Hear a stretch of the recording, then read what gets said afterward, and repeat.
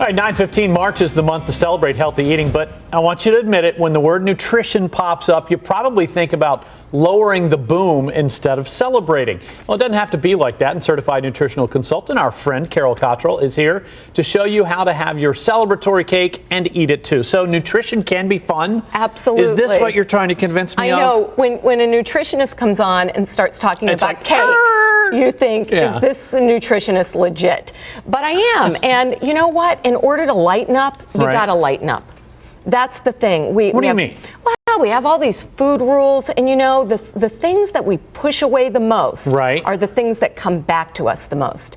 So if you're pushing away that cupcake, believe me, when you finally eat it, you're going to eat 10 or 12 cupcakes. Yeah. So instead of that, you know, what about some quality versus quantity? Okay. That would be my first tip for National Nutrition Month, is if you want a cupcake, hold out for the very best.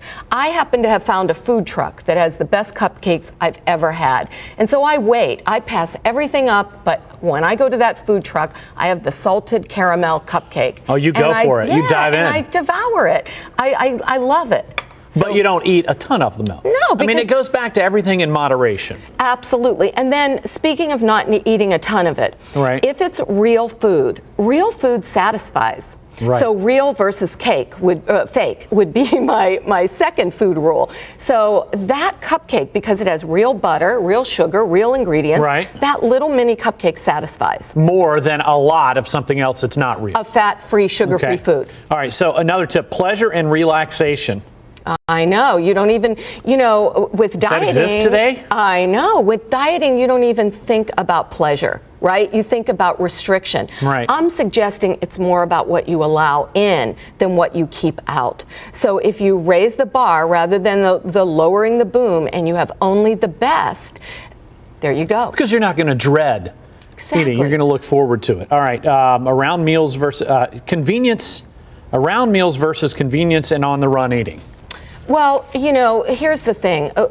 Eating on the run is not a pleasurable experience. And, you know, you don't metabolize effectively. Right. Yeah.